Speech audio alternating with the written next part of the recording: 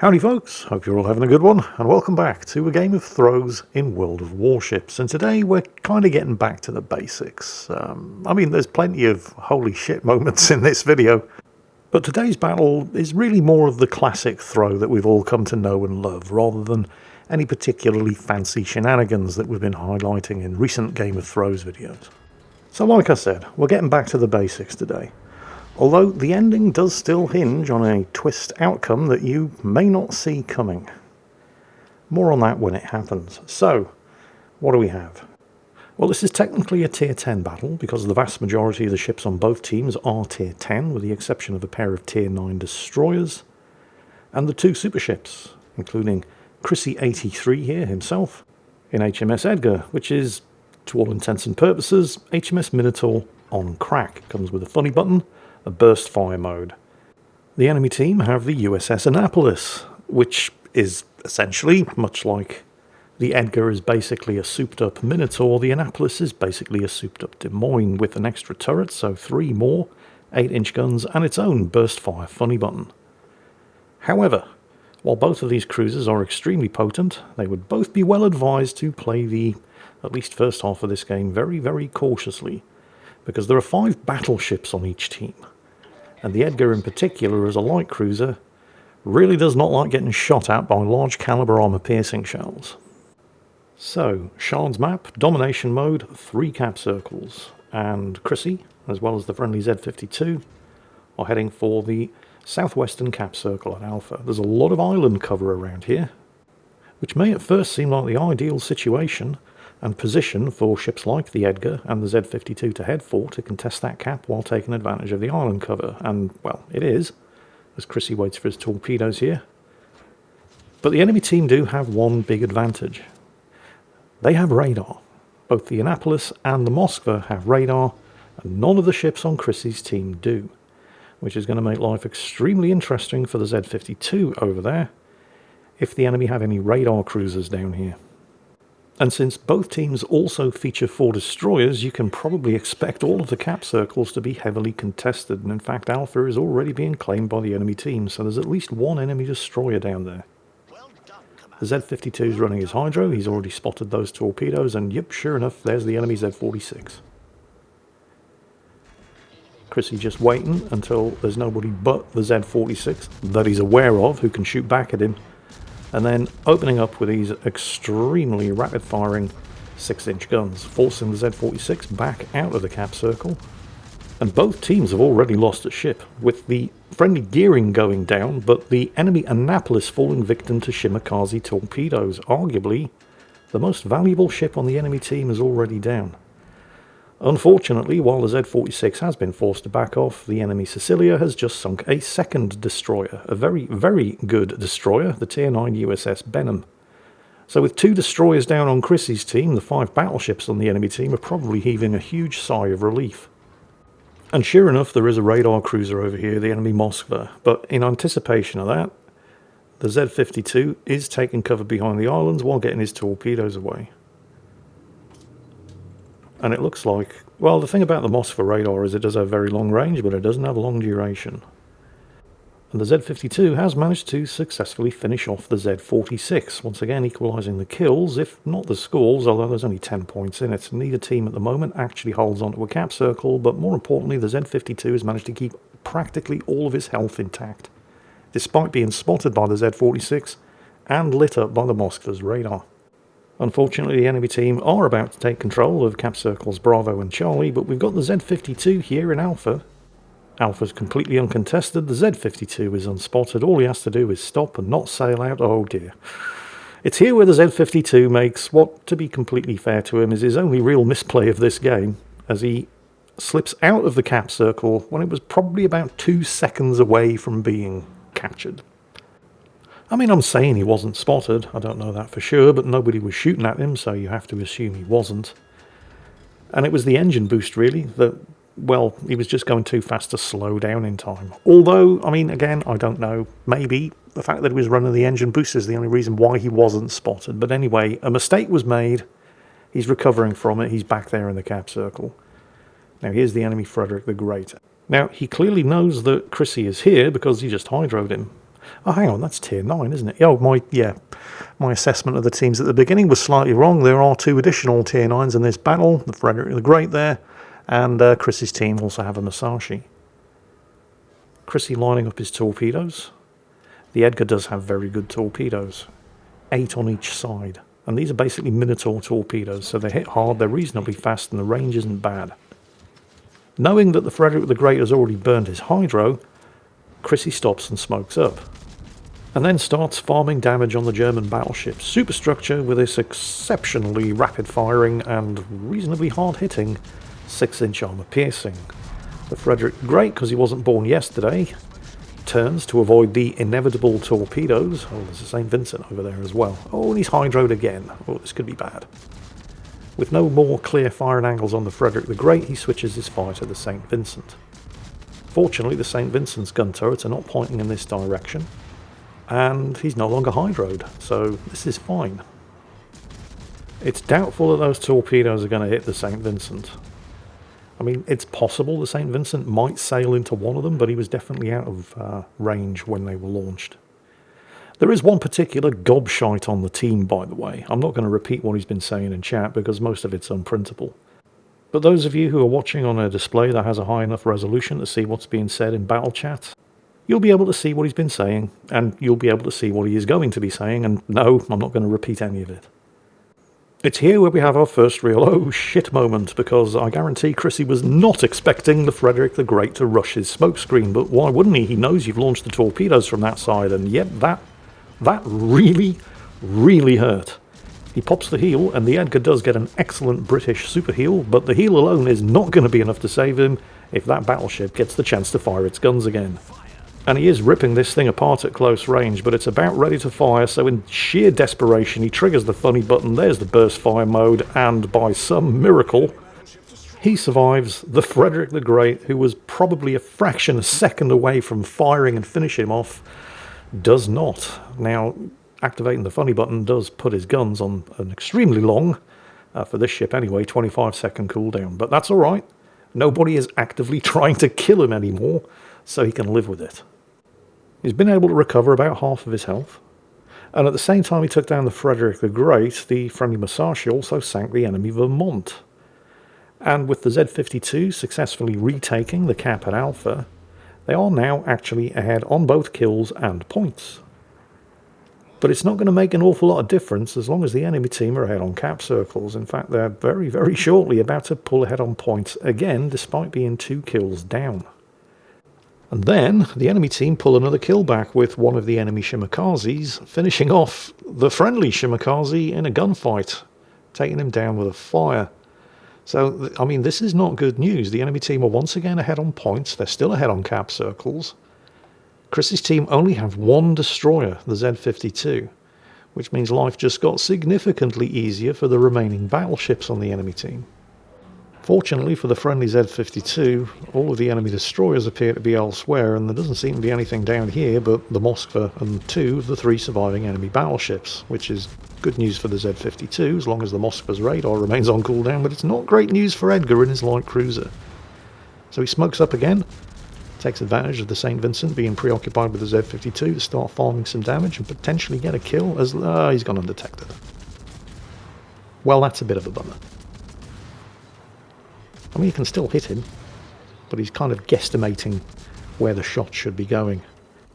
Might not be a bad idea to use the hydro here, because the St. Vincent does have torpedoes. I'm not sure of the firing angles, but I'm pretty sure you're in range. But with the St. Vincent out of contact, he switches to the Jingles.B. His only real problem here is... no, the Moskva is well outside of radar range, so this is fine. Looks like the Jingles.B had loaded. Okay, well, good news, bad news. Probably in anticipation of shooting at a Z-52, the Jingles.B had loaded high explosive, which is still going to hurt a light cruiser, but it's not going to sink it. Unfortunately, the team have just lost yet another ship, which means they're not even ahead on kills anymore, and they're more than 200 points behind. And looking at the minimap, with absolutely no prospect of anybody on the team taking another cap circle anytime soon, they're not going to be going ahead on points anytime soon, unless they can start getting some more kills. And right now, the Jean Bart is looking like a good candidate. Still got About 40 seconds or so left on the smoke screen. He's still undetected, although there's some remarkably accurate blind fire coming from that Jingles.business, which, if it had actually been armor-piercing rather than high explosive, might have sunk Chrissy by now, but it wasn't, it hasn't, and the Z-52, well, actually it's Chrissy who gets the kill, but it was thanks to the Z-52's torpedoes. So they're once again ahead on kills, but they're still way behind on caps, because, well, cap circles in this game are really important. The enemy team have managed to hold on to 2, and, well, Chrissy here in the Edgar and the Z-52 over there between them are doing a fantastic job of holding on to Alpha, but they are only just holding on to it, although with the death of all of his supporting teammates, that St. Vincent is probably getting really nervous around about now. As well he should. The Z-52, it does have reasonably fast reloading torpedoes. I mean, you know, it's not a pan-European destroyer or anything, but, well, for a while at least, it did have the fastest reloading torpedoes on any destroyer at tier 8 or higher. Those days are long gone, of course, but honestly, it looks like the St. Vincent's going down to fire from other teammates long before either Chrissy's torpedoes get there or the Z-52's in a position to even launch his. We shall see. Well, this is definitely going to be taking the pressure off the cap circle at Alpha, because it seems very likely that they are going to get another kill, and they have just gotten another kill. The Hindenburg just got a close quarters expert award, taking out the enemy gearing, so they're now even further ahead on kills. There goes the St. Vincent. They are now even further ahead on kills, but despite that, they're still behind on points. Honestly, if you take nothing else away from today's video, the importance of cap circles, I cannot stress how important it is to get an early cap circle or even hold on to it, because even if your team are getting smashed, the caps can be the difference between winning and losing. Hang on, what is that? What is a Brennus? I've never even heard of it. I didn't even notice it on the team list. You know, I passed the point in World of Tanks years ago where I even knew what the tanks were in that game anymore. Anytime I load up a World of Tanks replay, there's always going to be at least 2 or 3 tanks that I have never heard of, and I have no idea what they are. That has never been the case in World of Warships until today. I had to go and look up that thing. It's a French supercruiser, apparently. Never heard of it. It's been in the game for 4 months now. It's the first I've seen it. I mean, it could be worse. World of Tanks are about to introduce British double-barreled heavy tanks. What? Yeah, don't worry. World of Warships isn't quite that desperate just yet, although it's probably only a matter of time. Okay, the Moskva has its guns pointing this way, shooting at Chrissy, which gives the Z-52 the opportunity to potentially finish him off with the torpedo attack, although the Moskva does have his hydro running, and unfortunately for the Z-52, it looks like only 2 torpedoes hit, so the Moskva is still alive. However, he was firing the high explosive, which is usually an indication of the Moskva captain who's getting desperate, because Moskva high explosive damage per minute is terrible. And while that was good news for Chrissy because he was aiming at him, it's not great news for the Z-52 because now he's aiming at the Z-52. Although with the abysmally bad high explosive damage per minute of the Moskva, the Z-52, he just needs to outturn his turrets.